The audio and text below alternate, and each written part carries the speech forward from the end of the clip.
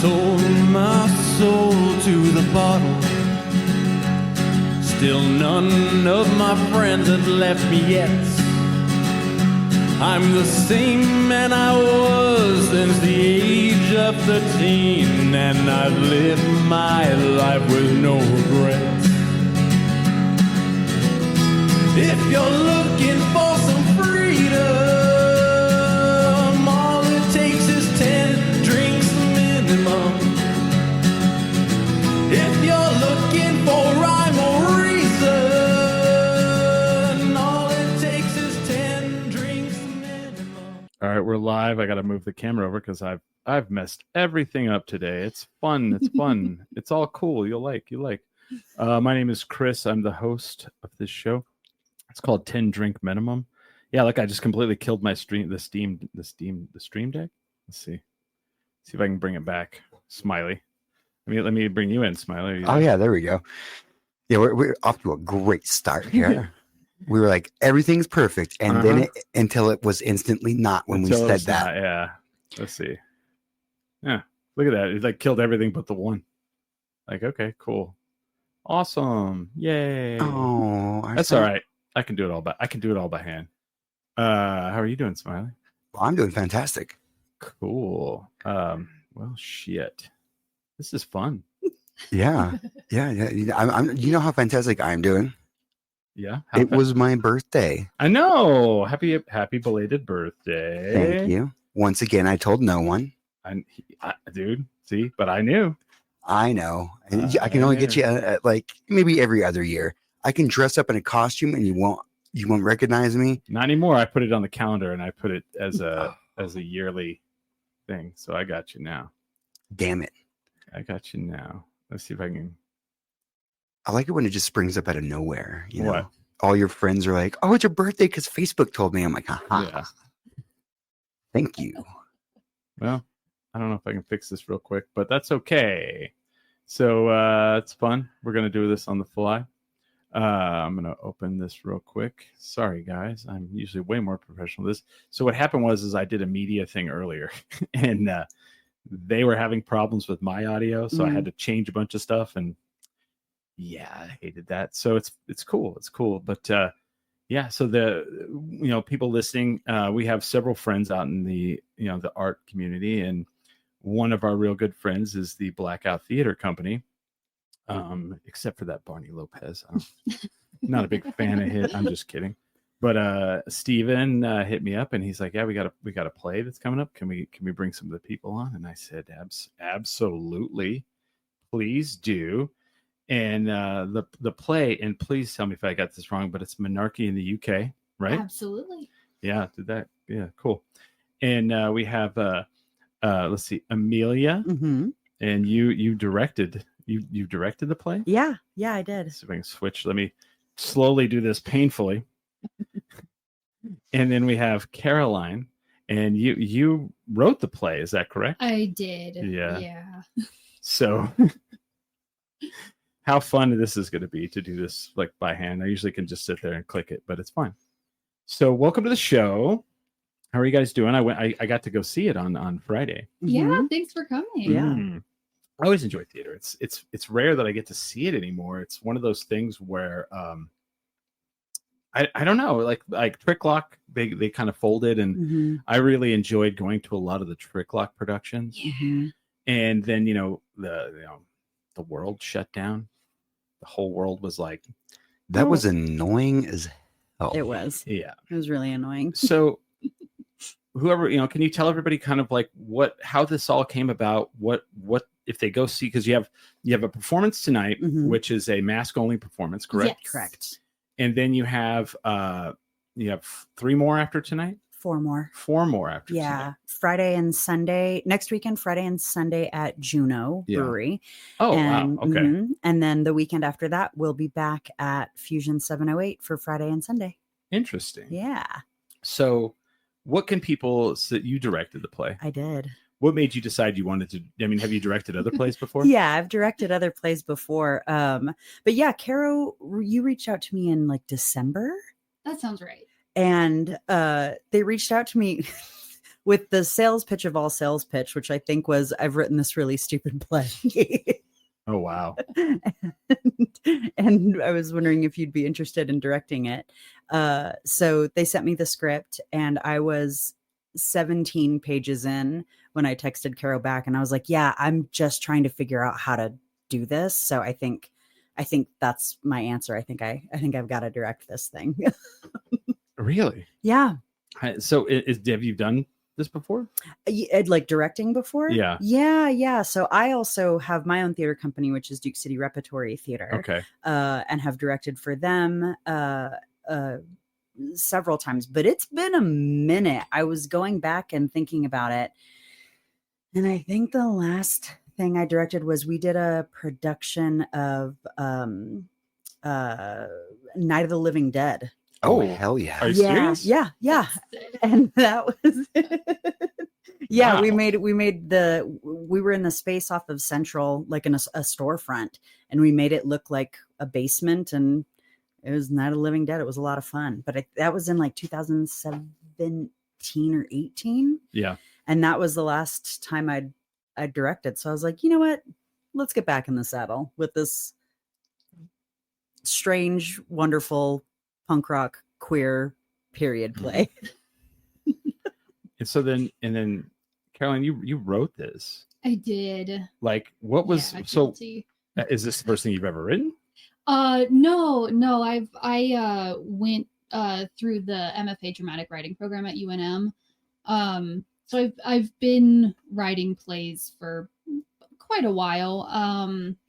And this actually like started as a writing exercise in grad school. And then I just didn't touch it for a couple of years. And then a few years back, Leonard, who's the former artistic director of Blackout, Leonard Madrid, was very I don't want to say he bullied me into getting back into writing and revising it, but short of that, he was very enthusiastically encouraging me to get back into revising. And then we did a workshop reading of it in 2023, got a bunch of feedback, revised the hell out of it, did a 2-week like development intensive last year, got a bunch of feedback, revised the hell out of it, and now it's on its feet for the first time. Mm-hmm. Wow. Yes, I fixed it. Yay. No. So okay. So that's pretty amazing. We have hold on, we have your place called Menarche in the UK. We have someone from the UK here on the chat. He lives here now. So You wouldn't be able to tell though. yeah. The second he shows up, you're all You couldn't see his accent. I mean, Yeah. it's right there. Yeah, it's definitely coming through in the Okay. comment. I do see. And then we have little Bobby Tucker from Shoulder Voices also in the chat, says happy birthday, Smiley. Shout out to Juno, because you guys are doing Yeah. your play there. yeah. Thank you, Bobby. Yeah. So Caroline, when you went to write this, like, what was in your mind when how did the creative process work on this? So it started as a just a writing exercise. Like, it wasn't necessarily supposed to be like turn into a whole play. It was a writing exercise in grad school where we were supposed Jesus. Watch out. I'm gonna switch you. I'm gonna trade you. Ooh, There we go. There you go. Go ahead. ooh, she's sharp. I love it. There you go. It was a writing exercise where we had to borrow a non-narrative structure to write a play. So like no Freytag's Pyramid, no Joseph Campbell Hero's Journey. We had to pick, like the Zodiac or a grocery list or, something outside of the world of writing to structure play. So I picked a menstrual cycle. Yeah. So it's a 28 scene play that's sort of like a cyclical narrative, Right. and the narrative, it kind of like follows like the emotional and physical ups and downs of a whole thing that a lot of us go through. Oh, Yep. well, I felt like he did a really good job of capturing not only the awkwardness of probably that. I mean, I would have no idea, but that, that scenario, but also just like the awkwardness of being a teenager, Yeah. Thank you. A teen and like growing up in especially a teen that doesn't necessarily know where they fit in the world. Yeah. You know what I mean? Yeah. Does that make, yeah. And I think especially with like the artistic community, a lot of us are those people that growing up, we were not, even we might have played sports, but we didn't like it. We didn't want to, or, you were like, I don't know what I'm into, and like what I'm into, everyone else is not into. So it's really interesting to see, other people have that awkwardness. You know what I mean? Yeah, because definitely. a lot of times you don't feel that. You feel like, well, I'm alone in the world. Mm-hmm. Yeah, and then to see so painfully, like, oh no, I do, okay, I see it. And then painful, embarrassing situations. Yes. Yeah. That happen. Yeah. And so, but I like, how would you, like, if you were like, if someone is like, hey, I like the themes of what you're saying, explain to people what the play is, like, or what the piece, Mel, do you want to take this one? Yeah. So I've been sort of describing it as when Harry met Sally meets Pee-wee's Playhouse meets the kids in the hall. Yeah. And that it's this kind of we had a couple of discussions in rehearsal about like, this is not a kitchen sink play. This is not rooted in realism or naturalism. Like all of these things, we see these like skits that happen in between Prinky and Stas's story are all like the outward dramatic manifestation of the hormonal hell that Prinky and Stas and all of us have been in at some point in our lives. So yeah, the main story is about Prinky, who is a young queer kid who is, like high school aged, who meets a very cool non-binary lesbian named Stas. Right. And their sort of love story. And of course things go, awfully bad. Mm-hmm. People have their periods in front of one another and they make out with the wrong people and they lie and all that stuff. Well, and then like kind of to the backdrop of like punk rock in the background, there's like a band, there's a live band literally to the side of the stage. Mm-hmm. Yeah, which is like, and like that was all stuff that was, the band was in Caro's script. Mm-hmm. And that was one of the things that I was like, how do we do this? Like, how do we do this with a band? Right. And then Maya came in, who's the drummer, who's amazing. Mm-hmm. And Kane, actually a band that they stop and are part of the play. Yeah. And Kane Dissler, who's on guitar. And Kane was like, I can play acoustic guitar. I'll learn electric guitar for this. And we were like, that'd be cool. You're always like, oh, I mean, okay. Yeah, like if you're willing, absolutely. So you got to love acting for that. I was I wanted to spend 4 months on this anyway. Yeah, I'm just going to go ahead and do it. This is a good excuse. Right. Don't worry about it. The weirdest skills that you end up, that you're like, oh yeah, I know how to juggle, flaming pieces of toast because I had to do it in a show one time, and it's like, I could absolutely I could reteach myself that. Why wouldn't I? Yeah, why not? Here's how you hook up a fireman's hose to a truck, and I'm like, I needed that for one scene. Yeah, and I know I can always do that now. Right. Yeah. Now it's locked in. I learned bass guitar for a Blackout show. Which was very intimidating to have Barney also in that show, but he was like, no, I think I want to try lead guitar for this one. And I was like, okay, nice. Cool.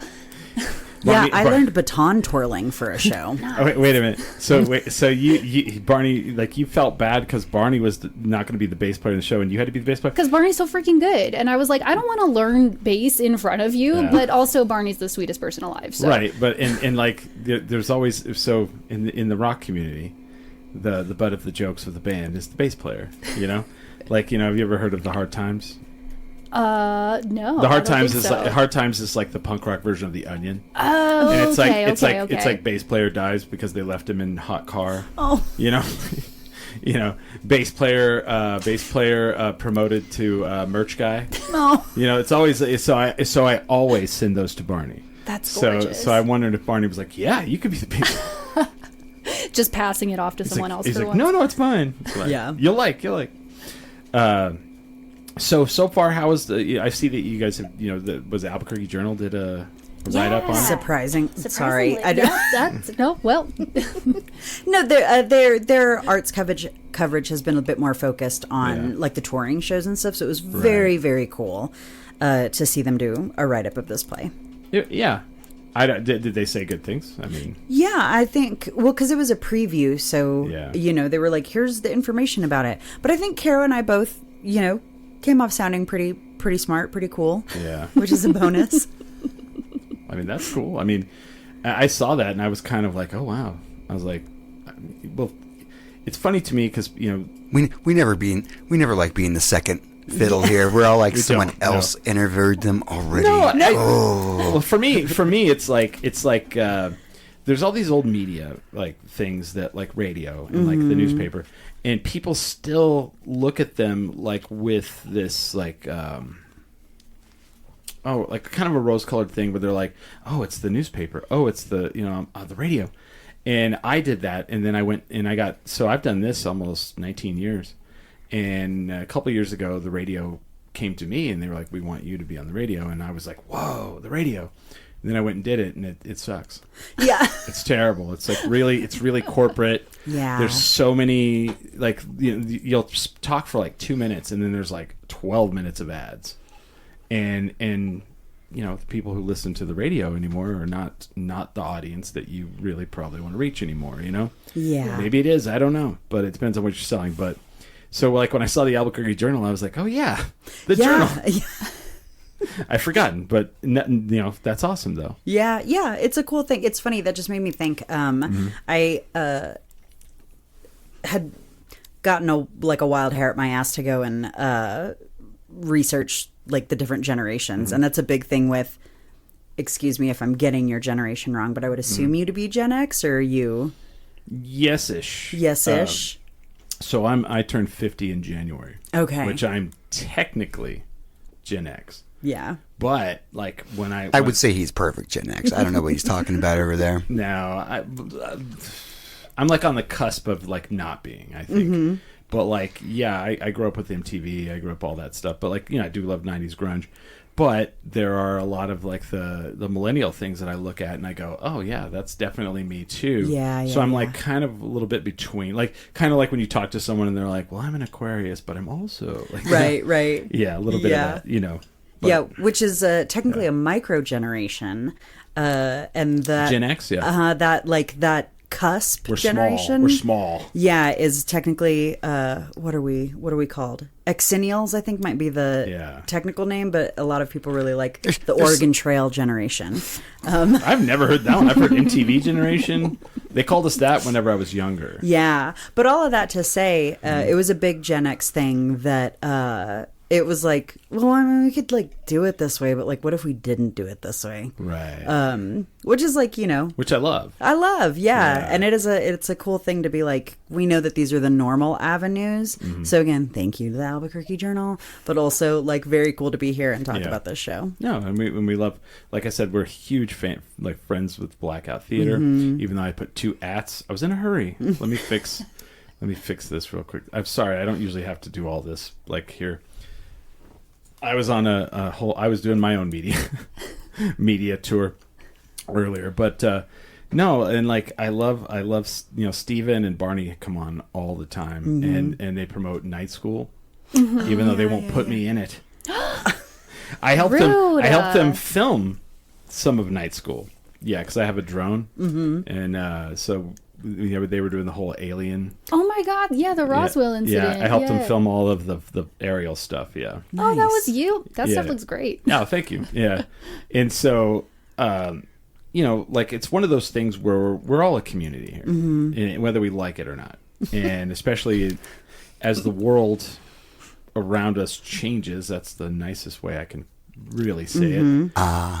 We become more of a community and become more of like this, like, you know, like, oof, we got to watch each other, you know, kind of thing, you know. Yeah. But so it's really, to me, and maybe you guys, you know, disagree with this, in the coming years, when I, you know, maybe the next 3 or 4, who knows, I feel like the big thing that's going to be a push for change will be the arts, and in, you know, plays and music and burlesque and poetry. I mean, how do you guys see because like this whole thing is like a punk rock, you know, there's punk rock in the background of this, and punk rock is, to me, you know, fuck the establishment, you know, is this thing. So I mean, is there a little bit of that too? Yeah, I mean, absolutely. I'd say there's a lot. Yeah.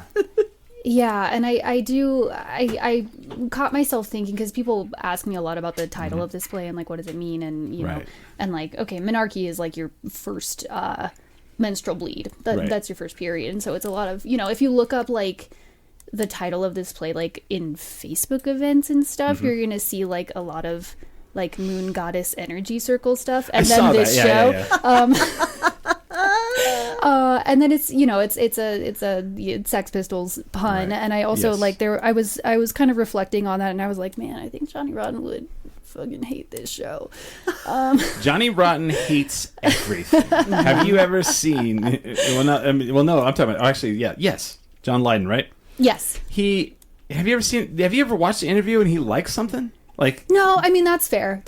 Yeah. But I mean. Yeah, I guess particularly from like the I guess the political bent and the sort of the direction that he's gone. He has gone a little opposite of what you would think, right? Yeah. So there's definitely there's the punk rock of like the fuck you to the establishment, and then there's also a little bit of the punk rock like what I don't know. There's a lot of like old cis white dudes who are sort of like the kings of punk and the kings of punk rock and the kings of pop punk, and you know, what if we told stories about other people? No, and coming from an old cis white guy that grew up with punk, absolutely, fuck all that, you know. It's one of those things where, you know, abrasiveness, punk rock is abrasive, and if the establishment of punk rock is all of a sudden old white dudes, then fuck all that. You know what I mean? Yeah, absolutely. You know, it's one of those things where, you know, I always hate, especially like being an older person, when someone's like, that's not how it's supposed to be done. Well, okay, that's not how the fucking anti-establishment punk rock's supposed to be done. You know what I mean? It's a contradiction in and of itself. Yeah. People as a group do not like change, you know? Yeah. But like you have to like lean back and like, because your play is abrasive. Yes. It is in your face in some aspects. It's funny. It's you know, it's comedic. Which the thing I also really hate about punk rockers is like how sometimes they're like, well, it's got to be serious. It doesn't. Absolutely, it does not. No. Go listen to the Dead Milkmen, who are fucking punk rock as it gets, and there is nothing serious about that. Yeah. But and so there's a little bit of that in there, and I really enjoyed like you. It's very guerrilla, like in the fact that you have the same actors playing several different roles. And there's a play on like 1950s like commercialism. A lot of that, like, you know, you're kind of making fun of like the you know, there'd be like the Ed Sullivan Show, and they'd be like, they would click to a commercial and it'd be like someone is like, do you suffer from, you know, there's a little bit of that, right? Yeah. Where did that come from? I mean, I think that kind of just came from a little bit of the research that I was doing, and sort of like the you know, the history of menstrual products, which is wild. It's wild and complicated, and you know, some of a lot of the products that are referenced in the show are fully pulled out of my ass, but some of them are real. You know, like the sanitary apron, that was a real thing. Right. You know, for working women or, you know, working menstruating folks. And it didn't absorb anything. It just hid it from the outside clothes. Right. Yeah. So there's a lot of this sort of like, okay, well, who... Did they come with like matching boot collectors or something? I'm just trying to imagine this.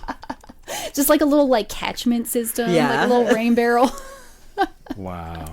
Is there like a museum or somewhere where they have like a lot of these old artifacts? God, I hope so. Well, so I got a chance to go, and if you ever get a chance to do this, do it by all means. I was in DC and I was working, and I was like, can I take a half day and go to the Smithsonian Museum of American History? Mm-hmm. And the reason why I asked that is because there was a whole, because it constantly changes. So if I tell you what's there, it's not going to be there because it's different. But they had a whole area that was different household products throughout time, like in the last 100 years, like different toasters, different vacuum cleaners. So I would wonder if there's somewhere that has all these like old like products that like women would use for, you know, the menstrual cycle. Like there has to be somewhere, right? Yeah. I really hope so. Yeah. I feel like there has to be a museum of sex somewhere. Yes. And that it's probably in there. Like, Oh, there definitely is. somewhere. yeah. And all of that stuff, Yeah. like anything that has to do with, vaginas or anything around and above and beyond vaginas Right. has always been very, like, people are like, which is, you know, what you say in the show of like, no, don't talk about that. Like, nobody wants to hear about it. And it's like, well, like half of us do. Like, Right. really, truly half of us are very interested in what's happening because no one's talking about it. Right. Yeah. And at the very least, the other half of us had a mother that we grew up with. Yeah. Yeah, It's not for like I don't real. know what that is. Yeah. Right. And I just saw something, maybe this is TMI, but I just saw something that menstrual products weren't tested with actual blood until like 2023. Well, I mean, Yeah. okay. Well, I don't know what your generation is, but like, I just remember I would be like, is menstrual blood blue? Yeah. Yeah. Because they would always happening? show the commercial and they'd pour out the little like thing on it. Yeah. And then you would, what was it? And then bras were only worn by mannequins. Yeah. Like, you know, like if you went to a catalog and you flipped it open, it would just be a mannequin wearing a bra. Yeah. You know? And it's like Yeah. there's like an actual human behind all of this Yeah. who's like actually going through all of this, you know. And the like, I mean, then it can spiral out into, you know, Yeah. what is the statistic? It takes a woman 7 years to be diagnosed with endometriosis because her complaints are dismissed by doctors Sure. over and over again. Like, it's just. Yeah, it's a strange thing. So it's a lot of fun to do this play where, you know, the main character gets her period, like, and bleeds through her pants. Yes. On stage in front of God and everybody. And Yeah. it's like, it's not the end of the world. It happened. No, and then of course, you know, who's her savior? Another person who deals with this situation and is you know, receptive to her and is like, it's okay, you know. Yeah. And you know, helps her out, you know, which I'm sure happens quite often more than any of us even know. Yeah. The I was going to say sisterhood, but like the siblinghood that Yes, happens there you go. in like in the bathrooms and the bars and Right, stuff when right, you're right. like, I need a, you know, whatever. And it's a great equalizer to be in a bathroom. Sure, yeah. Yeah. Well, you know, the bathrooms that Smiley and I go to are totally different worlds. Yeah. But, you know, hey, I get what you're saying. Yeah, It's looks like a tornado went through or something. There's Yeah. no amenities. There's no mirrors on the No. wall. Oh, no, There's yeah. no It's a- seats. There's no doors. Yeah, no, it's a bunch of people gassing each other up, like cute skirt and like, what do you need? Oh, that's a great lip gloss. Not in ours. It's quiet and wet. No, that's terrible. So, like, if somebody goes, what's the launchbad bathroom? Like, someone asked me, and I was like, wet. yeah. Like a swamp. Like there's like Always. the first time I went in after the shutdown and it reopened, it was like the floor's not wet, and I don't mean like it's just wet. Like it has like a half an inch of water No. all Splish times, splash. like at all times. No. Like, That's The very walls bad. are wet. and then there's no talking. Everything There's is no wet. talking. No talking. Yeah. No talking, no eye contact. Nope. No, Yeah. No doors, no glass. There's nothing in there. Just you go there and just do your business and leave. Get out. Oh gosh. There's no mirror because you'll smash it. Probably. No. You go into the other one and it's like, people coming together to be like, he sounds awful. Break up with him. Girl, And don't like- be- Hey, that's me. They're talking. I'm just kidding. No, I doubt it. But that's true. But it is that, yeah. And so how has it been received so far from the people? It's been really, really heartening. It's been so cool. Like the reception has been very warm, and there's been a lot of like surprise and a lot of laughter. Yeah. And Maya is on stage the whole time, so she kind of our drummer, so she kind of gets ears and eyes on the audience a little bit. And yesterday she was like, "Yeah, I heard some people crying at opening." Aww. Yeah. And it's been really lovely. Like, I've had folks come up to me and talk about sort of the relatability of the queer story. Because like we haven't even said that. Like, I mean, we've touched on the menstrual cycle, but like that's kind of half of it. Yeah, the other half is the queer like story of it. Yeah, the period of it all is kind of like, I don't know. I've been thinking about it like in terms of audience draw or like audience repellent as like the filter in your AC. A little bit like the folks that are like, oh God, I'm not going to see a play about that are probably also not going to be the folks that would enjoy like a young queer non-binary love story. So there's a little bit of like okay, I'm just going to let you know right off the bat what this is about and make your own choices. But yeah, it's been really warm. Like someone was talking to me last night about how nice it was to see like tender masculinity in like the bro characters. Yeah. And Oh, just, okay. like, Yeah. Yeah, like everybody should give the homies a little forehead kiss. Yeah.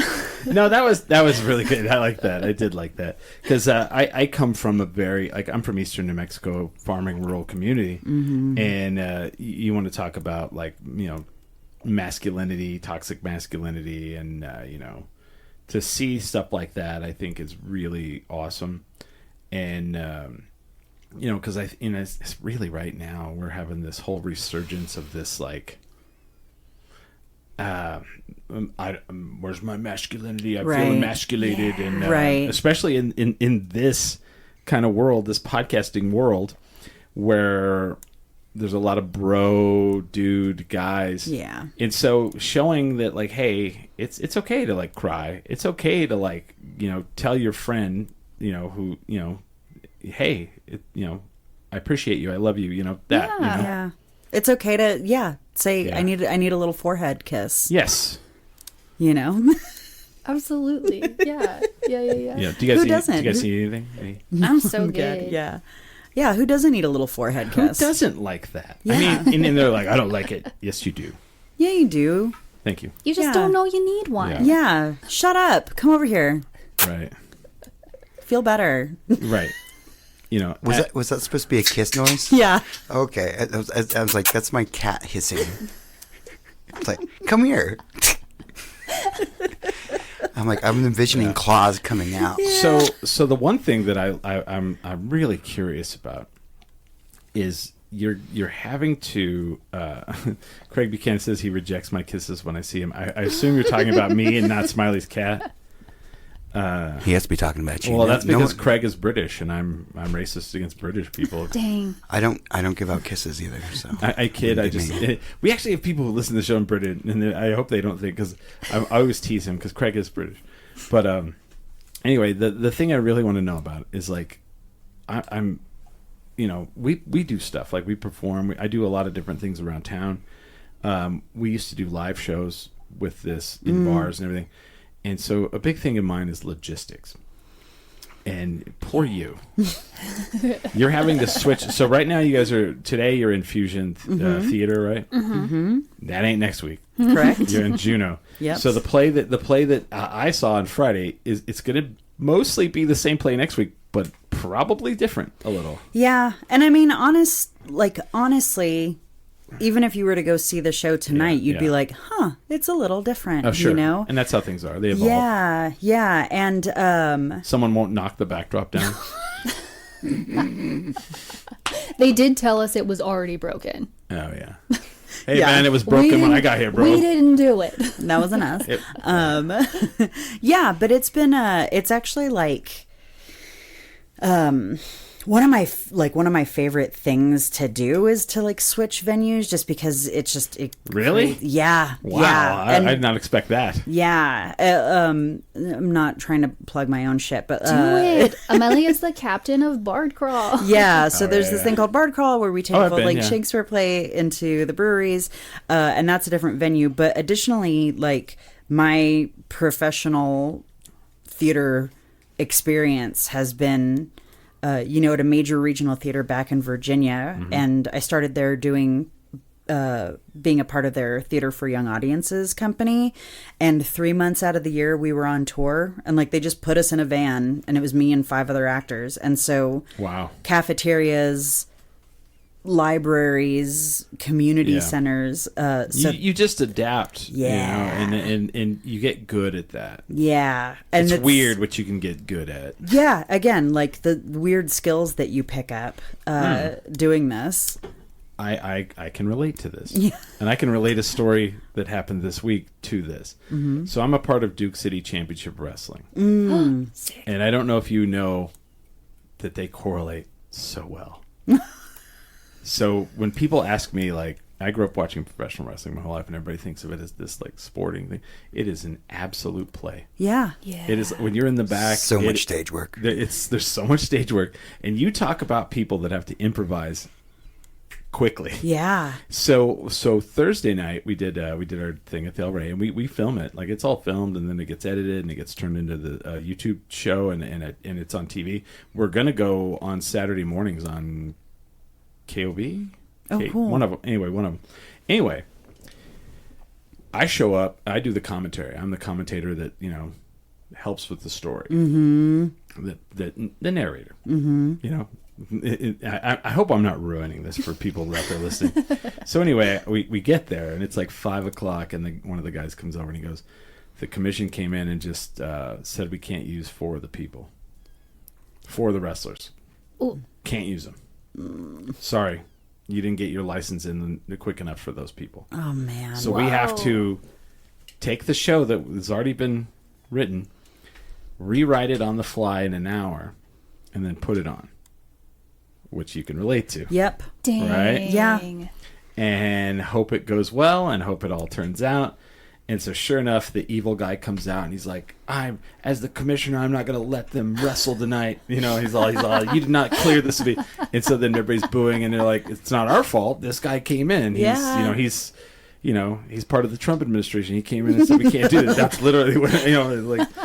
And it's theater. It's all like, it's what you put forward and what people can, personify, right? Oh, that's so sick. When you're in the back, it's literally like being in the back of backstage. Yeah. People are like helping each other get their outfit Makeup ready, and outfit going, like, brushing seriously, hair, seriously. and they're like, yeah, okay, all right, cool. And then there's 2 people over there that are like, okay, when you come in, I'm gonna do it. And like, well, what if we, And it's this whole thing. It's really hilarious. That's incredible. It's like it's yeah. And so now when I watch it on TV, I'm like, oh, okay, yeah, all right, I know what they did in the back. Yeah, But like that's a funny thing to me when Yeah. people are, get real up in arms about like wrestling's fake. I'm like, all of this is fake. All fucking all fake, yeah. all of this is fake. yeah. And it's entertaining and people like it, and these people are doing like cool shit with their bodies. Like, yeah, why not? Let's Right. put some respect on wrestling's name at the like, end of the day. So I had to explain to someone. They were like, we were watching a video and somebody got thrown off this thing and smashed through a table, and they were like, I thought it was fake. I was like, no, it's predetermined. Yeah. The injuries are. I said, imagine they're just all stuntmen. Yeah. And they get hurt just like that there's no way to go, oh, he got thrown off a 2-story thing and he landed through 2 tables and his shoulder got separated. They totally faked that concrete. Just that bit of the Yeah, concrete. yeah, that's not real. Yeah, That bit of the concrete was fake. They put it in that day. Yeah. Right, but yeah, And that's why, like, you know, there's two people that, like, when they do movies, people are like, I can't believe they're good at acting. Comedians who do their act over and over and over again and make you believe that this is the first time they're telling their joke. You're shocked that they're good at acting. And then wrestlers who act, like, you know, that's what they're doing, you know. Yeah. Not all of them are good, but, you know.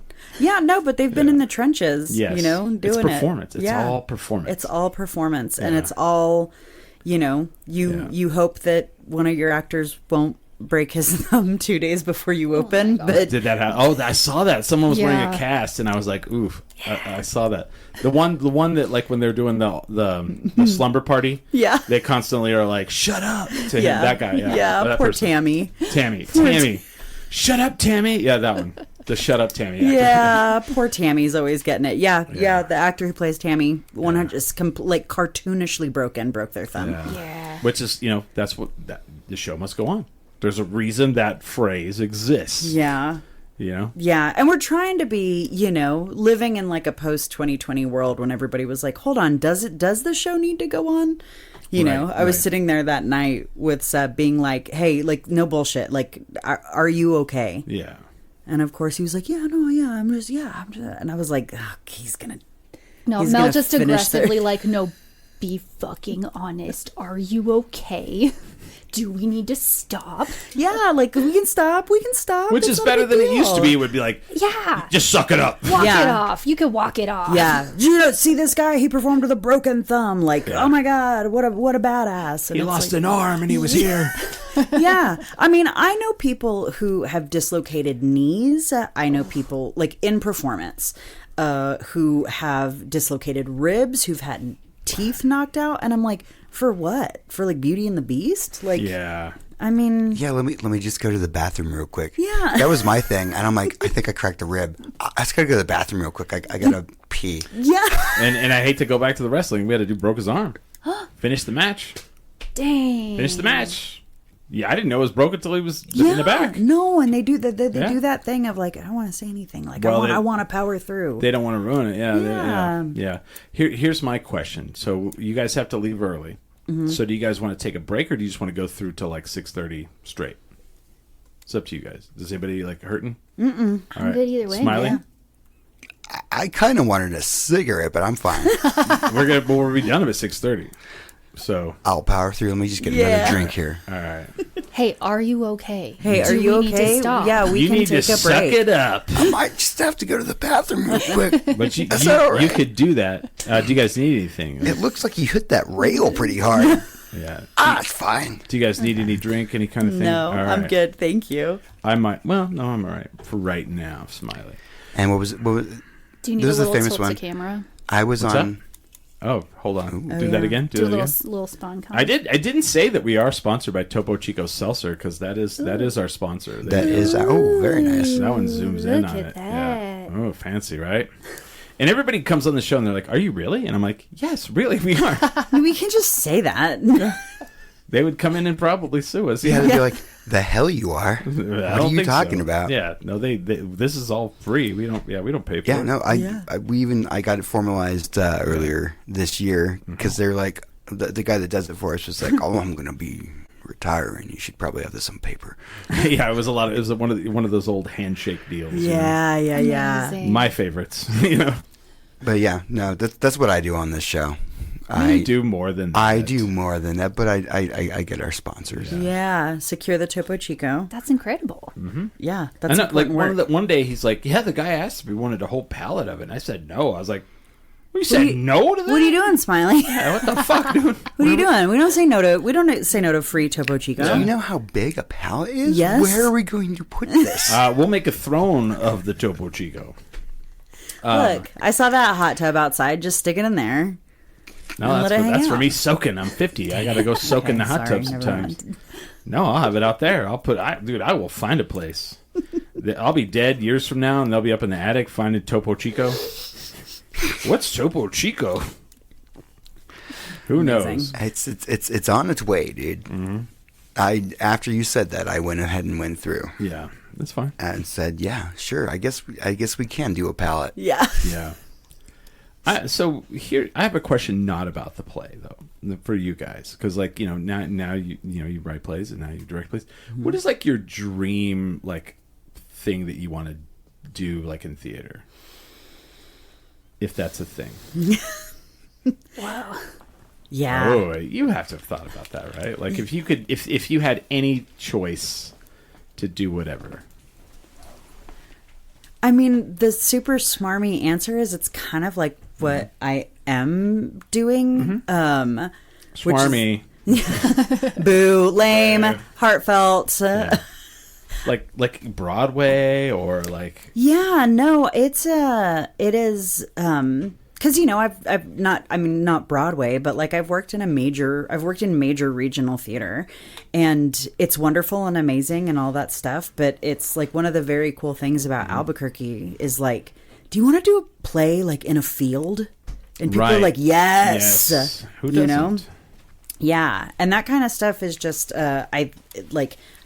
for me, that's the really exciting thing is like, how do we get this art form to evolve outside of a room?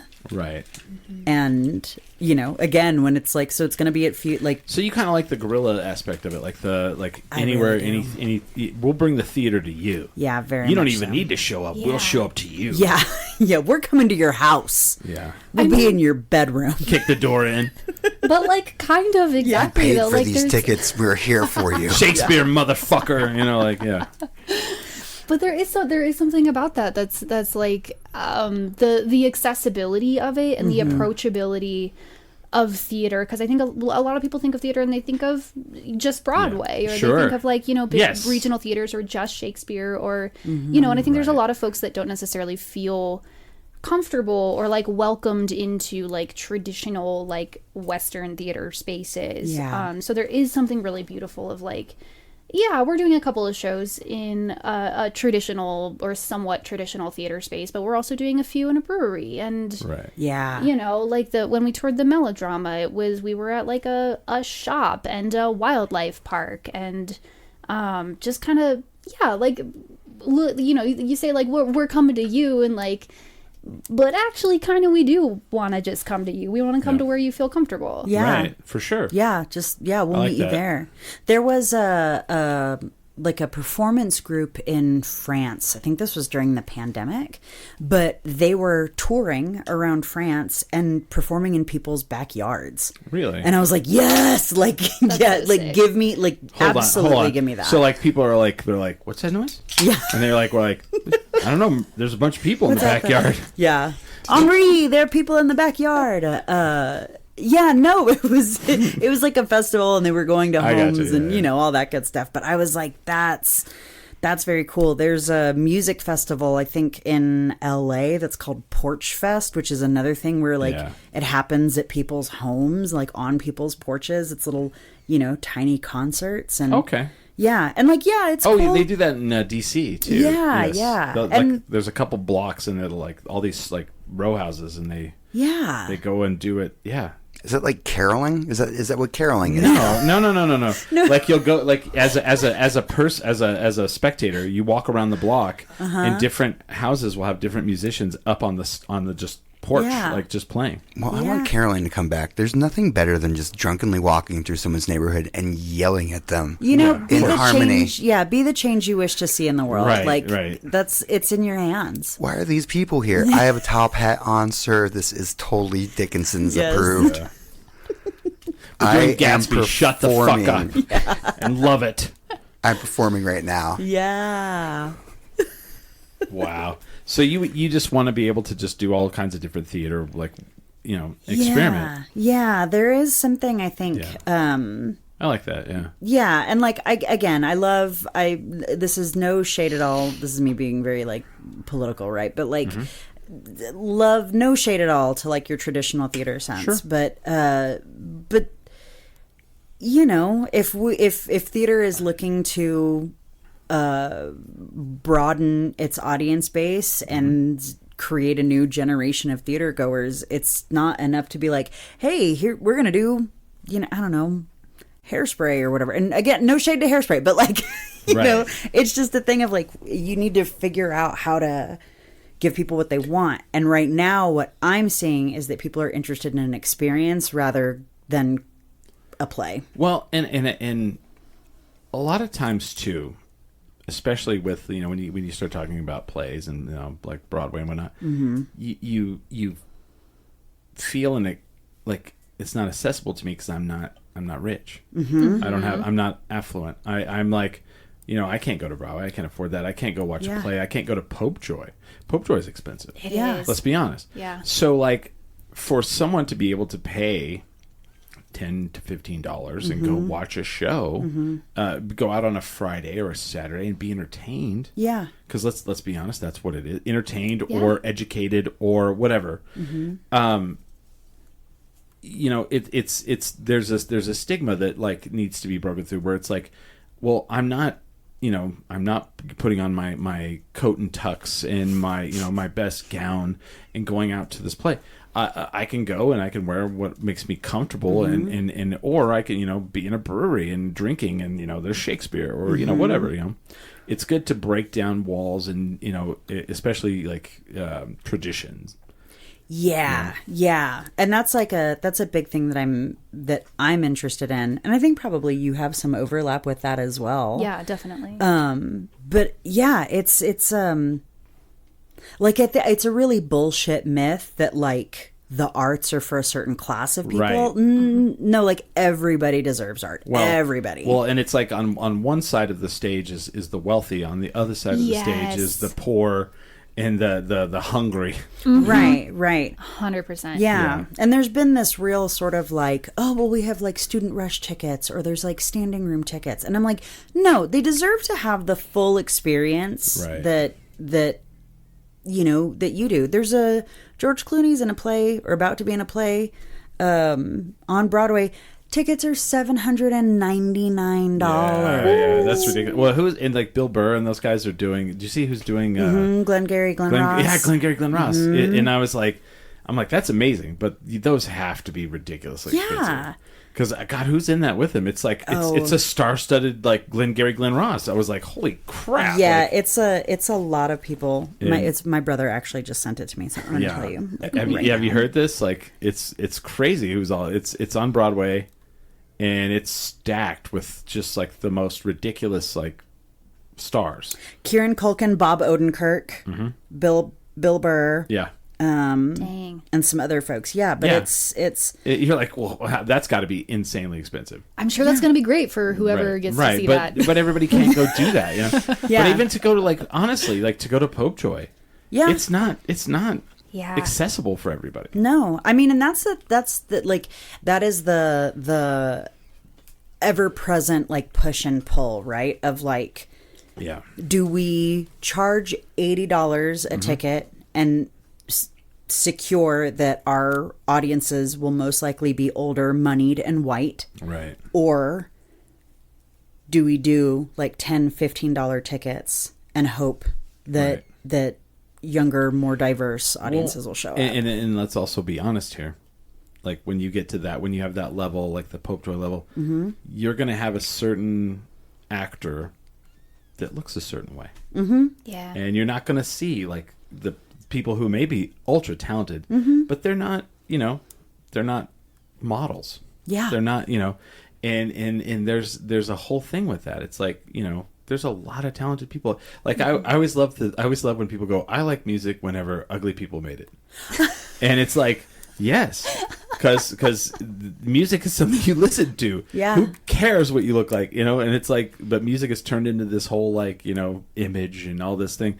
And it's like, but I mean, we have Hollywood and we have all these things. But it's great to go see like people who are struggling and talented, and it's like they probably wouldn't get the same chances because they don't look like George Clooney. Yeah. I listen to EDM music, and the last thing you want to do is like actually see photos of those people. Oh yeah. You're like, whoa. That's why they wear the big head. Well, damn. I'm just kidding. I'm joking. I don't know. I never needed to see that. I never watched videos for it. I'm like, you ruined this illusion that I had on the dance floor. And a whole separate thing, I think the worst thing that has ever happened to EDM DJs is the internet exists. Because if like Deadmau5 and like who's the two guys that wear Daft the Punk. Daft Punk. Like if it was like the 80s, there could be like 4 Daft Punks touring at all times. Oh, yeah. And 4 like Dead Mouses, and they'd be like, I saw Dead Mouse, and it was this day, and it was in Seattle. Wait a minute, I saw him that day in Cleveland. Yeah. That 100% would have happened. And they would have been like, well, there was 2 Gallaghers. Yep. I mean, there were 2 Fleetwood Macs. I didn't know that. Yeah. What? Yeah. Some bullshit, man. Yeah, so there was a moment in Fleetwood Mac's history when they were trying to come to the United States. Yeah. This was before they brought on Lindsay and Stevie. And their record label was like, well, you better do what we say. And they were like, we want to like, give us like a second to figure it out. Yeah. And they were like, we're going to send people out. We're going to have them play your songs. And we're going to send them on tour. They did a whole fucking tour in Australia. Wow. Yeah. That's fucking nuts. And it was a non-Fleetwood Mac. And that's like the least crazy thing that I know about Fleetwood Mac. Dude. Have you watched? Dude, their behind the music is fucking amazing. And I was like, Fleetwood Mac's fine. And then I watched behind the music, and I was like, Jesus, no, what the fuck? And the beautiful thing is, right now, Yeah. this is like what's happening. What I see frequently is kids on TikTok. Yeah. And they'll be like, "Have you heard of this fucking band?" And like, Oh, it's stupid. Yeah. And it's them watching videos of them like in concert Yeah. doing like The Chain. And they're like, look at the way these 2 are fucking looking at each other. Like, what's the story? And, you know, then they dig a little and they find out the entire story behind Fleetwood Mac. And well, do you know? No. Before like Lindsey Buckingham and Stevie Nicks were in the band. oh, yeah. Do you know any of the crazy shit that happened before? Yeah, that? the dude who left for the cult. Yes. Yeah. So this dude, like, so the lead singer and to wait. This is what we do on this show. We get well. So the lead singer and the guitar player, they were all at a party in like Europe somewhere, and someone gave them a drug, slipped them both a drug. They say, and immediately the lead singer like goes crazy and like quits the band. Yeah. And flies back to the United States, and they're like, fuck. And they like had to like scramble, and I think Mick Fleetwood sang for a while. One day, a couple like months later, they're about to get ready for a show, and the guitar player's like, oh, I'm gonna go get a magazine. That's literally what he tells them, and he like leaves, and for 2 weeks he's gone. And they track him down. He's part of a cult. His head is shaved. And they are like, they come in and like they send in like they're allowed to send in one person, and they send the manager in, and the dude tells him, he's like, Johnny, I'm okay. I'm where I want to be. Yeah. And that's it. Like, What? He's done. He's Yeah. like not in the band anymore. And I was like watching this behind the music. I was like, this is fucking insane. Yeah. They were trying to pay him. They were trying to send him royalty checks. And Yeah. he's like, I don't want any part of this. Yes. Like, So then Mick Fleetwood like had toured all these different studios, because when you're going to do if you're big enough and you want to record a record, you will go to the different studios in those days, and you would like hear a sample of the recording. And he went to Sound City in California, which if you ever want to watch a documentary that is really cool about music, Sound City, Dave Grohl directed it. It's amazing. But anyway, the only record that they had recorded at that time was the Lindsey Buckingham album. And it bombed. It was terrible. And so he played it for Mick Fleetwood, and then he heard so he could hear their sound system sound. And their sound system is legendary. Like if you go see like all the records that they recorded there, it's like all these hit albums from the 70s, and then nothing in the 80s because everything went digital, and then back all of a sudden in the 90s, every fucking famous band in the 90s. Interesting. Yeah. So anyway, he listens to this album, and then he goes to Europe, and all that shit happens. He comes back, and he's like trying to figure out what to do with the band, and he's like, well, I need a guitar player. And he was like, man, you know who was a really good guitar player? When I was in California at that studio, let me call them. He calls him on the phone, and he's like, hey, you guys played me an album, and the guy was a guitar player. Who was that guy? And they're like, oh, that was Lindsey Buckingham.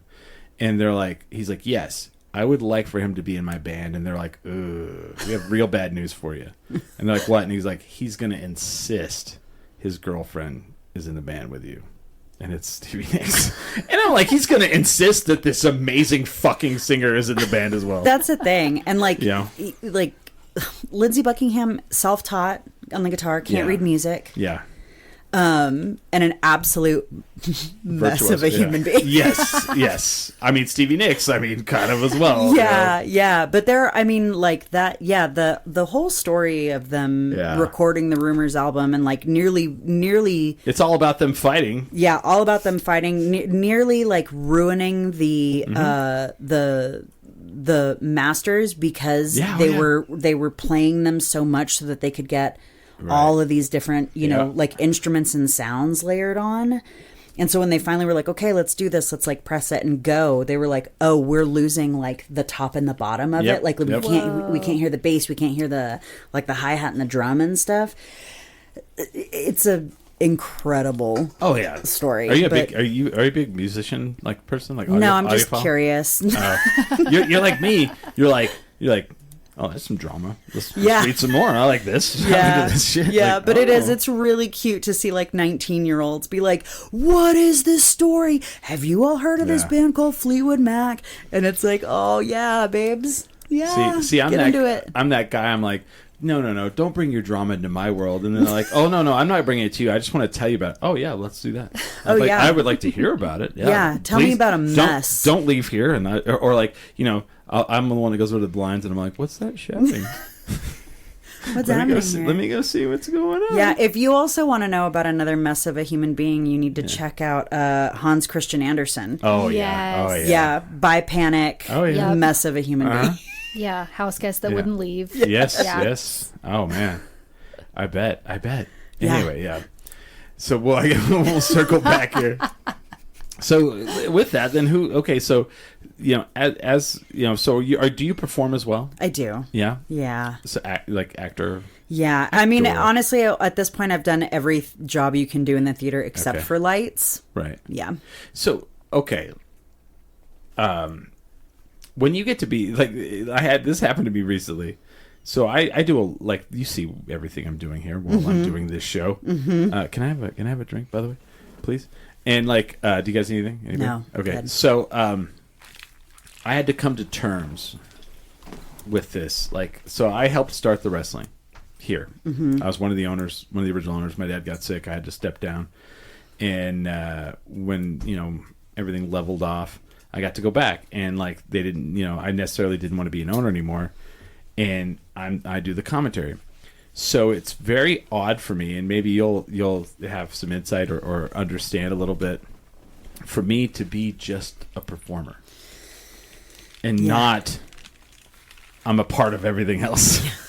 Yeah. And this was Thursday. I've been doing this almost 2 years. Yeah. I came to terms with it and went, oh, I'm just the talent. Yeah. I don't have to do any, because people ask me about things. They're like, well, who's doing this and this? And I'm like, I don't know. Yeah. I just show up and they tell me where to sit, and then I get to do my thing, and then I leave. Yeah. And it's weird. It's weird to be that. Yeah. After not. Yeah. And it's actually a really lovely thing. It's one of the nice things about doing this is not, of course, that I'm not invested in it, but it's at the end of the day, my job is done. Right. I could technically be bye. Mailing my check. I'll see you guys never. So that's not what I'm doing. All the directing is up to the play starts. Yeah. Yeah. You don't do anything after. No. Because I always wonder that about because directing, growing up as a Gen X, Steven Spielberg, all these people that are direct, you always hear oh, they're the director, and the more you really get to know behind the scenes, directors, are different. Not only they're different, the way their job is different. And so what is that like? I mean, it's gosh, I said it at the last rehearsal. I was like, well, I wasn't there. Okay, well, I'm about to tell you. So I had said it at the last rehearsal. We'd huddled, and I was like, okay, this is the point where the show goes from being ours to being yours. Interesting. Okay. And there are absolutely the directors who will go and watch every single performance. Hold on, let me mute her mic, because I'm going to ask a question here that you probably don't want her to talk. And I'm just kidding. Sorry, keep going. But they'll absolutely go to every performance. They'll take notes. They'll give notes all the way up through the last show. they're there, being like, what happened with that lighting cue? That's well, and to be honest, the people know what they did wrong. Yeah. They know they fucked up. Yeah. I mean, they do. No, I mean, we're all performers. We know when we made a mistake. Yeah. At what point. Yeah. So those directors that do that, it's like they already know. It's just micromanaging. And I mean, Caro's been Caro's been in some Bard crawls and stuff too. Yeah. And it's a really nice thing to be like, I'm just showing up to do my job. Like, it doesn't matter to me if nobody comes. Like, I want people to come, of course, but like if they don't, I don't have to stress about it. Yeah. Yeah. Which is like, But you want of course. Of course. Ideally. Yeah, ideally. Yeah, but I guess it's more of a thing of, like if people don't come to Bard Crawl, it's not really your problem.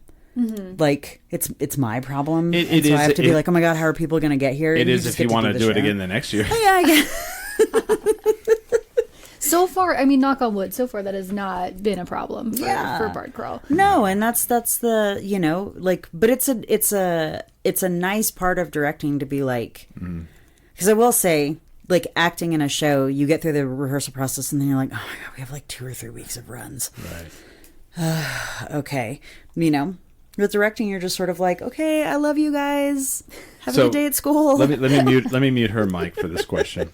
So how hard is it to have when you're directing to have the writer there?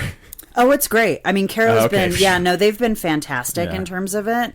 And we talked about that going into this. Because like sometimes, like when they do movies, they won't let the writers be on set. Well, some writers are impossible. And some directors are impossible.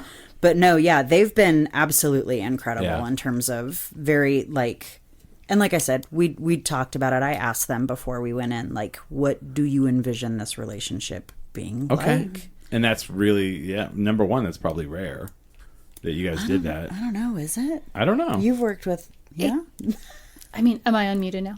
Yeah. It's I mean, Blackout is a very like new works focused company, so it's a lot of sort of like prepping the playwrights to be in this situation. And I don't know, I can't speak for every writer in the world, but for me, I love how collaborative new works is as a process.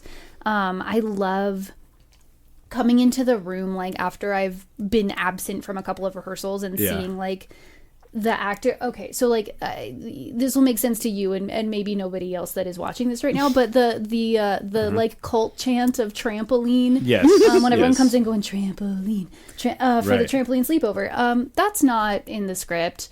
The actors just improvised started doing that one day, and it's I'm a little annoyed because it's the funniest part of the play. But that's the spontaneity of live theater. And that's also like, that's not something that I asked of them. Like, I was like, okay, so this is what's gonna happen. You guys are gonna bring out the trampoline. It's like, it's a piece of fabric, so it's not. And they were sort of like, oh, what if we did this? And I was doing this thing with them during rehearsal where they would joke about something, and I was like, that's in the play now. All right, bet. Well, Caroline, so like when you're an artist and you write like this piece, what is it like to hand it off? Because first of all, you own this thing. No one cares about your thing as much as you do, right? Am I wrong? I guess. Yeah, oh no, they don't. They do not. Like that's just the world. Like if you bring someone in, they're like, okay, this is the thing we're working with, cool. And then it's your thing. It's your How hard is it to hand that off to someone and say, okay, honestly, do it? I mean, maybe this is naive of me, or maybe it's just because I haven't been burned yet. But I don't really. I don't have fear about that. Like I mean, also I think part of it, like for this I'm so distracted by your dog. It's okay, and she never does. She's getting really better. She was a rehome. Cute. She was a rehome, and I'm the third owner. and she's Smiley can attest to this. She has like gotten so much socially better, So much better. Yeah. But as soon as we finish, she will bark at you, even though she's letting you do this. Just an absolute sweetie. Yeah. Yeah, and I mean part of it I think is also like I've had the tremendous privilege of having incredible collaborators, and like with Amelia there was like no question that like, you know, she like immediately clocked the vibe and was like, this is gonna be weird, and I was like, yeah, it is. And I haven't gone yet into a situation where do you I've attest been, like, that to like, see, I'm a big fix it and pre. You know, I don't like fix it and post. Yeah. So do you attest that to, this is the thing that I created, this is this thing, I want the correct person to do this, and so then you went and found, and then it was fine. I mean, you know, I probably partly it's also gone through like so many hands, like it's, you know, with a couple of like readings and workshop developments, there's been like so many voices that have spoken these words, and like characters have been cut like based on actor feedback, and like plot lines have changed, and like lines were added where I'm like, that's funny as hell, can I please put that in? And it, I don't know, I think there is something to like picking your collaborators, but it's also like, of course, building something that's, you know, not foolproof, but that like makes it out into the world to the people that are gonna wanna work with it. Sure. Yeah. And I think it's a I mean, you know, I don't know if you can tell by looking at me with my sailboat shirt on that I'm not a big punk rock person. Oh, I was like, that's the most punk. Have you ever seen the movie? Go ahead with your thing. I'll tell you. Go ahead. But I think it is that thing of like, my hope would be that Caro, when they asked me to direct this piece, that it was not about like, oh, here is somebody who is of this world, but rather here is somebody who can like feel the heart, the soul of the thing, and will do the story justice without trying to like, you know, round the edges off. Like, let it be weird. Yes. Let it be weird. Let it be abrasive.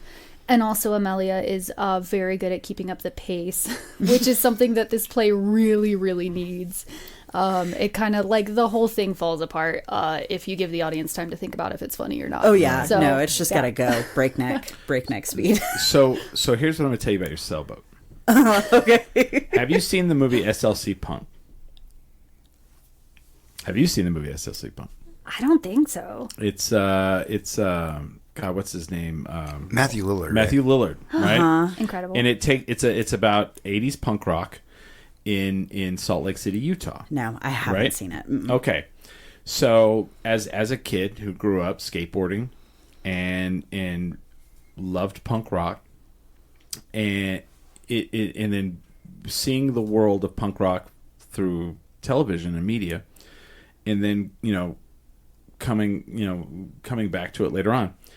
There is one line in that film that is absolutely the most important thing that all punk rockers should look at. Mm-hmm. So Jason Segel plays this guy named Mike. Mm-hmm. Mike is like, he wears like brown slacks, like polo shirt and glasses, and he combs his hair, and he's with the main characters, and one has a Liberty Spikes, and they're all like full leather jacket.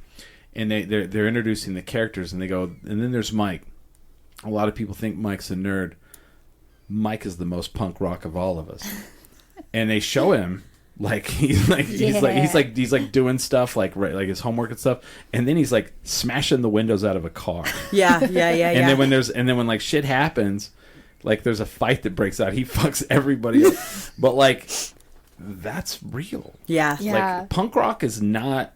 And they make like one of the themes of the movie is like, there's these posers, and they're like, they dress in this outfit, and that's not punk rock. The punk rock is you. Yeah. It's not the aesthetic. It's the mentality. It's not the aesthetic. And I love that. So you might come in with a sailboat, but like you might be the most punk rock of all of us. Who knows? Who knows that? Yeah, I'm secretly a punk / riot girl at heart. My There you go. My Right, girl. Wow. aesthetics. Okay. All right. I know. Yeah. Little bikini kill, huh? Yeah, yeah. right. But there is this. I mean, I think that's part of what like drew me to the play is that I was like, oh, we can like fuck some shit up. Yes. Like this can get See? weird. Here we go. See? Let's now we're go. talking. See, that's what I'm talking about. Yeah, right there. yeah. Have you ever seen Bikini Kill? No. I've seen them. It's pretty punk rock. All the men get away from the stage. Yeah. Yeah. It's pretty cool, Yeah. Yeah. It's pretty interesting. But that's that. You know, so it's a frame of mind. Yeah. You know, and I feel like as a society, we need to remember that. Yeah. You know, and where we're at Yeah. with things that are relevant today. You know. Yeah. Yeah. And it's, you know, it's super fun to like bring. I'm sure we're not the first people to do it, but I'm like, I don't know, right now feels like the perfect time to bring a little more punk rock into the theater. Fucking A, it does. Yeah, like let's get untidy. Let's get a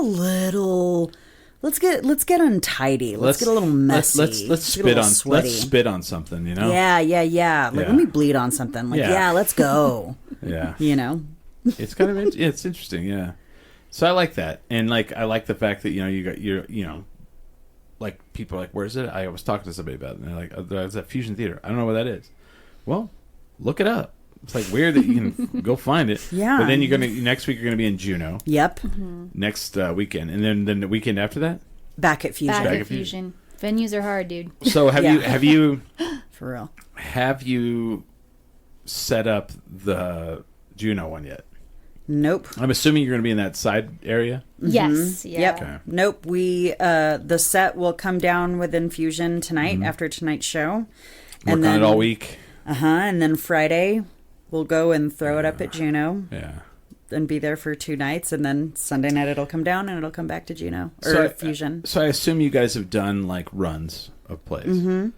Like what people don't understand is, like you were saying, like, you know, just because you saw the first one doesn't mean you're going to come back and see it again and see the same play. Things evolve, right? Yeah. I mean, like sometimes shit breaks. Like there's no choice. Yeah. Someone gets sick. Yeah. Something happens. Something happens and it works. And there's such an evolution. But that's the beauty of live theater. Yeah. Live performance. Yeah, right? that's the thing, is that it's you never see the same show twice. And like I'm actually really excited. I told the cast on Friday night, I said, okay, I'll see you at Juneau. And I'm excited to see how the show has evolved since then, you know, to see like the discoveries that hopefully they're all making, to be like, oh, this moment is X times more funny if Right. I do this. So like, let me tighten that up. Let me take the air out. Let me, you know, whatever. And it's like one of my favorite things as a director is to go back and see the show and be like, man, look at what y'all did. Like, look how you've made this. So thing you just grow. kind of, I didn't realize that. So as a director now, you're kind of just like sitting back and watching, like you set in motion, like, boom, this thing, like you practice, you rehearse, you rehearse, and then you're like, okay, we're here. Yeah. Now let's see what happens. Yeah. That's But kind I of think it's a interesting. similar thing for Caro as Yeah. the playwright to be Right. like, here's this thing that I wrote. And like, I'm going to hand it off to you, and Yeah. hopefully you'll take good care of it. And Hopefully then you I know, won't fuck it all up. yeah, hopefully you won't fuck it all up. Turn it into like some weird like MAGA play, and then Wow. could you imagine? Yoinks. And then like No, that's playing then out. we That's playing out in the world. yeah, and then we kind of hand it off to the actors and Yeah. like, okay, champs. Yeah. And there wasn't that much revision that happened like during this process. It was just, I mean, every now and then Amelia would come up. What was the line? It was growing bodies. Growing bodies. And Amelia was like, can we change that to changing bodies? Because growing bodies just makes me think of giant babies. Oh. Yeah. And then it became kaiju babies So in shorthand. So I'm assuming you guys watch a lot of like, you know, stuff like movies and whatnot. I mean, we just had like the Academy Awards and all Yeah. that. Are you guys into all that stuff? Yeah, my spouse more so than me because he actually works in the film industry. How do you feel about modern like movies and whatnot? They're too long. They're too long. They're too long. Thank you. So yeah, what is Where it? the F is the intermission? Dude. There's my lukewarm take. No, Brutalist. The Brutalist is 4 hours. No, Yeah. absolutely ridiculous. Right. That Absolutely one ridiculous. does have an intermission, though. It does. It does So have an I intermission watched. built in. I peed during the intermission. I But watched. it should have too. I watched The Substance last night. Okay, yeah. I didn't like it. Yeah. You Okay. can rot in hell. I didn't like it. Yeah. Complicated feelings about The Substance. I have like yeah. mixed feelings for sure. But I feel like, the point was there, and I got the point, and I liked the point. yeah. But I feel like they just hammered it in to you What was the point? that women the Older women women are discarded. Yeah. in Hollywood and whatever, if as you get older. I love doing this to him. Yeah. Yeah, no. That's literally the point, And I got it. And then I felt like, and I was with 3 people, and we all kind of felt it was a little too much. Like I paid absolutely no attention to any of the storyline. It was gorgeous. It was. The lighting, That is It true. was. the movie, That the is true. angles. But I feel watched like- it 3 times. I don't know what the freaking story was. You just explained it to me. But I feel like that is the point nowadays. Does it look gorgeous? And it's like I miss good old Substance. But I think Conclave is a movie that is gorgeous and I don't know is- that one. and What's that has one? substance. What is that one? I So- was shocked by how much I liked Conclave. Yeah, Okay. Conclave. Which one is that one? Conclave It's the one sneaks where up they're on picking ya. a new pope. Okay, I haven't Yeah. seen that one It yet. really- I haven't yeah. watched that one yet. Yeah, like you get to the end and I've Eve had told me about it. Eve, who's in the play, Mm-hmm. and she was like, "My dad said that the end is like it's one of 3 reactions Yeah. that people are mad and that they're getting up and leaving, Okay. But that's probably because they don't like the subject matter. Because it's abrasive. or 2 is that they are like cracking up laughing." Oh. And I saw it and I texted Eve and I was like, I did not crack up laughing. I was like, but I did. I like it. There was a joyful chuckle at the end of it. Well, okay. So It's then not the movie you think it's going to be. I've been told the one I don't want to watch is the Amelia Perez. I have 'Cause also been told that. I've heard it's very problematic. Yeah. It is. And Have you seen it? No. I've I've heard been told this as well, though. I've been told the main Everyone's actor been told. was problematic about it. Yes. They did not like it. Yeah. And I was like, ugh. And then I don't know the one that won best. Honora, is that Honora, right? yeah. I didn't even know what that was. I was like, I've never even heard of this. I liked it. I haven't seen I it, liked so it's Honora. good. I have seen the one I had seen was a complete unknown because I'm a huge Dylan That's fan. fair. Absolutely fair. Huge Dylan fan. And like to me, like that's the one that is pretty. I was like, wow. I'm gonna rewatch it because I love how they did New York, Greenwich Village in the '60s and the outfits, and Timothy Chalamet is killer in it, and Ed Norton is killer in it. Yeah. I think my thing with it is I was so happy when, and it's still a movie that I have not seen, but Everything Everywhere All at Once. fucking amazing. God, so good. When I it- feel like from those times till now, we've lost a lot. I think we have, and I think I'm regardless of your feelings on the substance, I'm bolstered by the fact that they were like, you know what? Here's like a so campy Yes. horror, gory Yeah. movie that is up for Oscar nominations. Let's take a big ass swing. Yeah, Yeah, and even that worked. Yeah, and even with again, a movie like Barbie, whatever your feelings on it are, that it's like here is something. I that like is- that too. I liked I loved Barbie. I I had a watched good that time. one twice, too. Yeah, Gorgeous. But it's like I there's been a lot of suffering in the world, and I don't know that I can take Right. Oscar bait suffering anymore right now. Yes. Yeah. Did you watch the Golden Globes? Yes. I loved when she got up there and she's like, "Congratulations to Adrian Brody for surviving the Holocaust twice." Yeah, I was like, there's a moratorium on Adrian Brody in Holocaust movies. Like, not even Holocaust movies, but just Yeah. specifically Adrian Brody in Holocaust movies. Like, go and do something Well, see, fun. Like if you were like to tell me like, "Hey, let's go watch one of these Oscar movies now," or Once Upon a Time in Hollywood, I'd be like, "Ooh, can we watch Once Upon a Time in Hollywood?" Because to me, I'm like, I love that there's dialogue and that it's like amazing, and then like it's a movie. Like some of it's just too depressing ish, and like I can throw on the news and be depressed by that. Yeah. Like I would like a Yeah. little bit of like the fantasy sometimes. It also feels a little bit like Yeah. it's like, oh, that this is like prestige Yeah. filmmaking. And I'm like, I don't know. I feel like that means like Yeah. white dude. Like, Yes.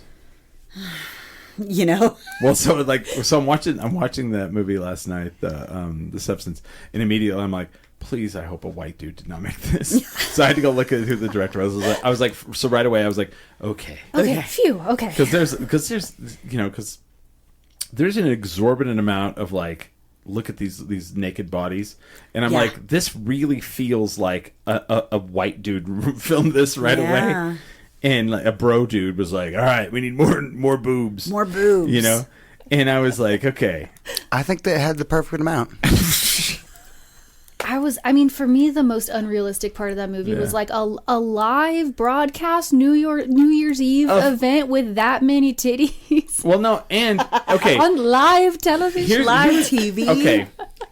The thing that really threw me off was like, I was like, okay, I thought it was like about a famous actor. Like she's a famous actor that's like gotten too old and I'm like, no, she's like a workout Yeah. Oh, yeah. person. I was She's like, a workout star. who the hell gives a shit about that? Like, is that a thing? Like, and then like we're gonna do a New Year's Eve workout. I was like, who's gonna watch that? Like, that's a Oh, like, yeah. I don't know. Like, like what is this about? Like, and I kept throwing off. I was like, wait, was she like an actor that? Because they said like she was in like there was like a scene where like they're walking over her star, and they go or they're and then they're like, oh, do you remember she was in that movie?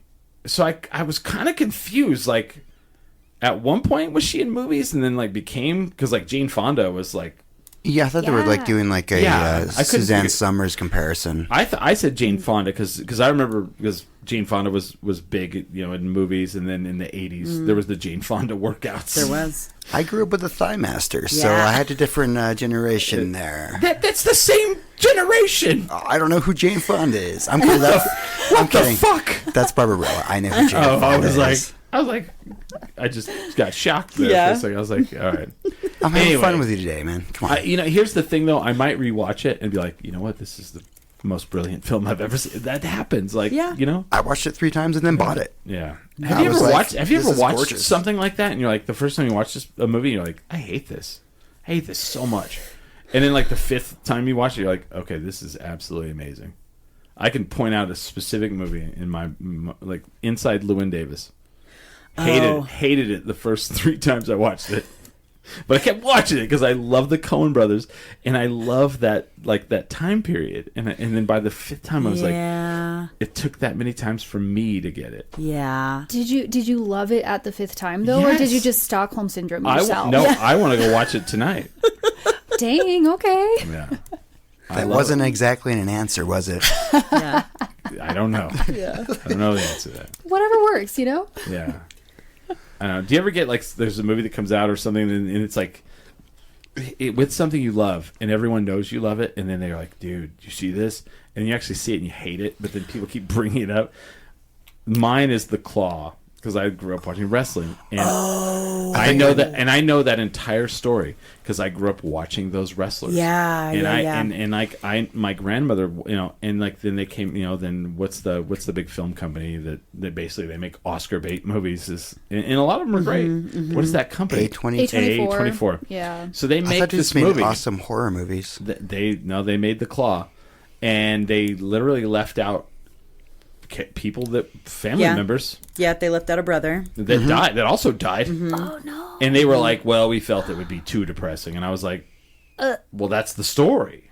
Like, you don't Yeah. want to tell the story? It's rough. Yeah. It's a rough story. Yeah. Like, you're like, can stuff stop happening to this family? Oh, yeah. And so here's the crazy thing. When I was a kid, I remember, so here's the perspective I had. My grandmother, I'm like in my, you know, single digits.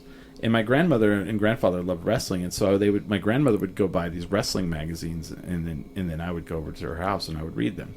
And then, you know, like when the oldest brother went to Japan and his stomach ruptured and he died in Japan, I remember getting the wrestling magazine and reading it. And then when Carrie Von Erich, you know, killed himself, and they really left a lot of that shit out, which was really bad because he killed himself because he owed a lot of money to the IRS. He had been divorced. He got divorced, and he owed a lot of money to his wife. So he was kind of like really in this thing. And they changed which brother found him. Like the dad found him, Oh, wow. not the brother.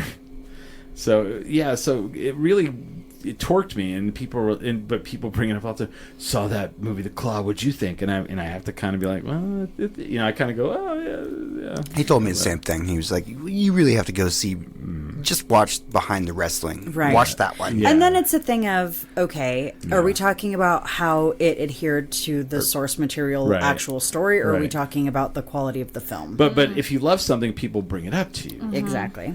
Yeah, because Yeah. like people, like you guys do stuff, and people they'll send you a reel. Oh, yeah. They'll send you a TikTok, and you're like, oh yeah, I've seen that already because I'm into this. Yeah. But Yeah. so it's interesting, right? Yeah. It's that world. What time is it? Oh, we're at that time. So all right, we better get out of here. Yeah. So next week, and people can't. I mean, probably too late to go to the show tonight if you're listening to this. But you can head over. Whatever, get over there. If you're close to downtown, yeah. Yeah. But next weekend, Juneau. Which nights? Friday and Sunday? Friday and Sunday only. We don't have any more Saturday shows Yeah. because booking venues is hard. Yeah, that sucks. Yeah. And all the shows are at 7. They're all at 7, and they're all pay what you will. Yeah. Yeah. Yeah, that was kind of interesting. We didn't get into that, but that's cool. That's Yeah. very punk rock. But You can pay whatever changes in your pocket. and then you can and still then come in. and then weekend after next, Friday and Sunday at Fusion. back at Fusion. So there's something going on that Saturday at Fusion. Yeah, I don't remember what. All right. Something else. Do you guys have anything else you want to promote? No, just come and see this show. It's a Yeah. good time. You'll laugh. It might tug at your heartstrings, and there's a little bit of cool punk music in it. There is. It's So- very good. I give thumbs up. Go watch it. Thank you. Let's put that on the website. Oh yeah. Thumbs up from Chris Burnett. I mean, I don't know. we should do I it. don't know how much weight that would have, but cool. So, all right, I have to do this real quick. I have a laundry list of things to promote. Beautiful. So, all right, let's start with April 6th. Mick Foley, 40 years of Foley, is going to be at the Inside Out. And you can go in there and buy tickets, and I am the featured guest. I am going to bring him up on stage. I will probably run his Q&A. Go check that out. Duke City Championship Wrestling is going to celebrate 2 years Woo. of wrestling May 10th. May 10th, if you want to see me, from 2 to 5, there's a matinee show, very family-friendly, at the El Rey Theater. From 7 to 10, there will be a night show. So we are having 2 shows that day. 7 to 10 will be the regular show. I will be there for half of it because I have to leave halfway through the show so I can get over to Alma's AAA Cabaret, and I could be a judge for the AAA Cabaret, which if you've never been to is one of the most cool things. So great. Hell yeah. Have you guys been? Mm-hmm. So you saw me, was I there on that one? I've missed a couple. I'm one of them. Maybe. Was Tate Fletcher I've there? seen a couple. Oh, then you had to have seen me. Anyway, was Sarah Kennedy there? No, not remember. Are you sure you've been? Anyway, there's that. All right. Now, also in April, El Paso, Texas, April 11th. Brody! Hey! April 11th, Smiley and I will be in El Paso, Texas for El Paso Comic-Con. I'll be hosting all the panels. Brody, we're not done. And I think that's all I have for right now. I won't even go into Comic Palooza in June, so that's where I'm at. So There's a lot. Thanks for having us on. yeah, absolutely. Thank you guys for being on Menarche in the UK. If you don't get to see it in this run, maybe they'll do another one. You never know. Maybe they'll get a permanent venue. So. Yeah. That'd be cute. And just do it in perpetuity. Hope, joy, hope, Residency. joy. So There's thing is- nothing more punk than a residency. Yeah. right. So get out, go see it in the next couple weekends. Yeah. If you can, pay what you will. If you only got $5, Yeah. If you got 10, that's better. If you got 20, even better. If you got 1,000, that's really cool. Really too. great. But help sponsor Barney Lopez's bass playing. So I'm just kidding. But thank you guys for coming on. Thank you. Thank you so Menarche much. UK. And with that, We are 10 drink minimum. And I don't have the outro.